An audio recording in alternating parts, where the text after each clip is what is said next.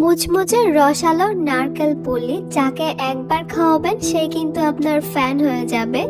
আসসালামু আলাইকুম এভরিওয়ান। পুলি পিঠা তো অনেক ভাবেই তৈরি করা যায়, আজকে আমি একটু অন্যভাবে বানালাম। এই পুলি পিঠাগুলো খেতে হয়েছে অনেক বেশি মজা আর দেখতে হয়েছে অনেক বেশি লোভনীয়।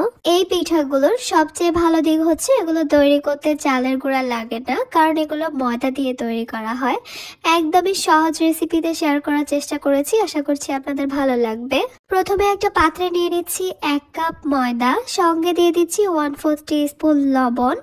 এরপর এখানে দিয়ে দিব আমি 2 টেবিল চামচ ঘি। এবার এই সব কিছুকে আমি একসঙ্গে একটু ভালোভাবে মিশিয়ে নিচ্ছি।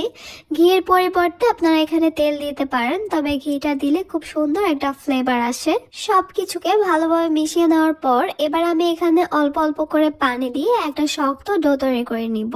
নর্মালি রুটি পরোটা তৈরি করার সময় আমরা ডোটাকে ঠিক যেভাবে তৈরি করি এই ডোটাকে আর একটু টাইট করে তৈরি করতে হবে, তা না হলে পিঠার ভাঁজগুলো খুব একটা বেশি ভালো হবে না। আর তাই পানিটাকে একসঙ্গে দেওয়া যাবে না, অল্প অল্প করে দিয়ে মিশাতে হবে। আমার এখানে প্রায় 1/2 কাপের মতো পানি লেগেছে।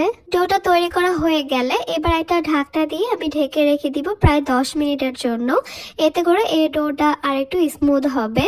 পিঠার জন্য ভিতরে পুরটা তৈরি করে নিব। একটা প্যানে নিয়ে নিচ্ছি আমি 1 টেবিল চামচ ঘি।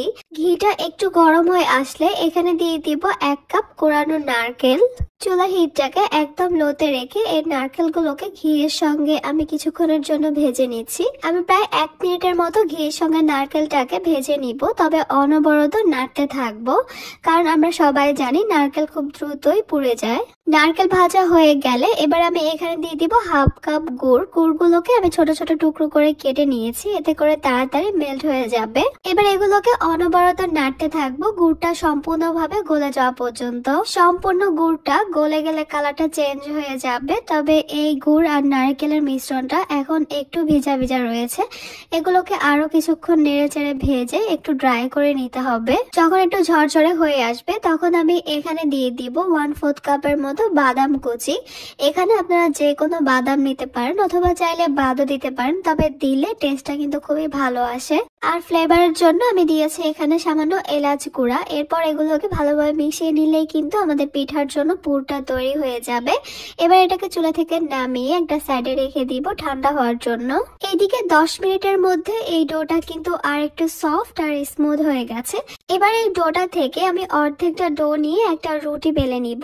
সামান্য ময়দা ছিটিয়ে দিয়ে একটু ভারী করে একটা বড় রুটি বেলে নিচ্ছি। চাইলে আপনারা সবটুকু ডো দিয়ে একবারে বড় করে একটা রুটি বেলে নিতে পারেন, তবে রুটিটা নরমাল রুটির থেকে একটু ভারী করে বেলতে হবে। রুটিটা বেলা হয়ে গেলে আমি এইরকম একটা কুকি কাটার দিয়ে ছোট ছোট করে কেটে নিব। কেটে নেওয়া হয়ে গেলে এক্সট্রা যে অংশগুলো আছে সেগুলোকে আমি আলতো হাতে তুলে নিচ্ছি।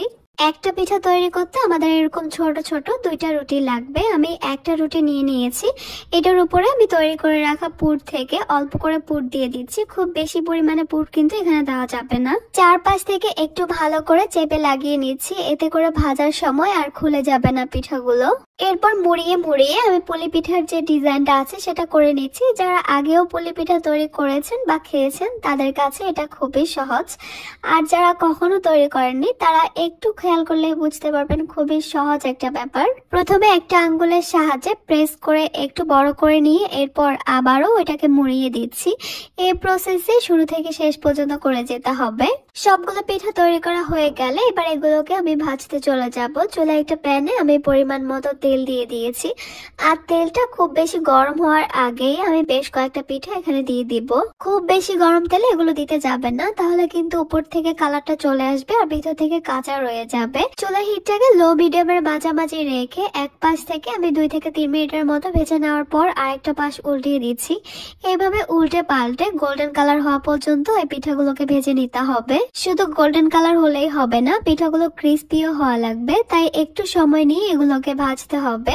পিঠার জন্য আমি এখানে একটা চিনির শিরা তৈরি করেছি। এখানে আমি দিয়েছি 1 কাপ চিনি আর হাফ কাপ পানি। চিনি আর পানি দেওয়ার ভিডিওটা কেন জানি আমার শুট করা হয়নি, তবে আমি যে পরিমাণে চিনি আর পানি দিয়েছি এটা দিলেই কিন্তু আপনাদের একদম পারফেক্ট ভাবে শিরাটা তৈরি হয়ে যাবে। কালারের জন্য আমি দিয়েছি 1 চিমটির মতো স্যাফরন। এবারে সবকিছুকে অনবরত নেড়ে চেড়ে ভালোভাবে মিশিয়ে নিচ্ছি চিনিটা গলে যাওয়া পর্যন্ত। চিনিটা সম্পূর্ণ গলে গিয়ে শিরাটা ফুটে উঠলে কিন্তু আমাদের শিরাটা তৈরি হয়ে যাবে। আমি চুলাটাকে অফ করে দিচ্ছি।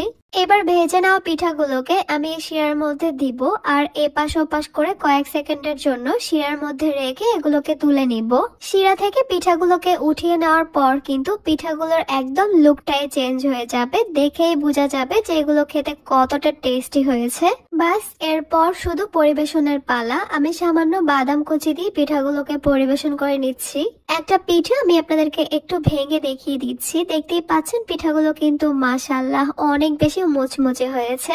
উপরে রসালো ক্রিস্পি লেয়ার, ভেতরে থাকবে মজাদার নারকেলের পুর। আমার মনে হয় আপনারা এতক্ষণে আন্দাজ করে বুঝেই ফেলছেন পিঠাগুলো ঠিক কতটা মজাদার।